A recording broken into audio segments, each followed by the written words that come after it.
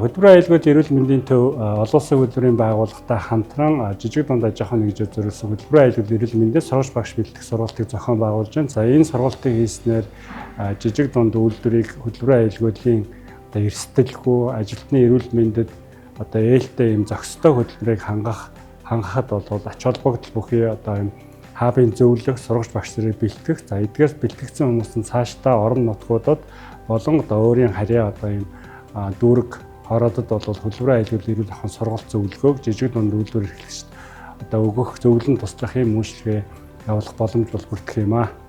Жижиг дунд үйлдвэрлэлтэд сургалт хүрдэггүй зөвлөх үйлчлэгээ их зүйлсүүд бол хомигдгол байдаг. За яг энэ рүү чиглэсэн юм ажиллагаа сургалт явагдаж маш олон сургууль багш нарыг бэлтгэж байгаа нь сайшаалтай. Олон улсын хөтөлбөрийн байгууллагаас бас ингэж төсөл болгон зохион байгуулж байгаа бас юуны юм талархснаа илэрхийлээ. Тэгээд олон төслүүдийг дахин бий болгох болтугай.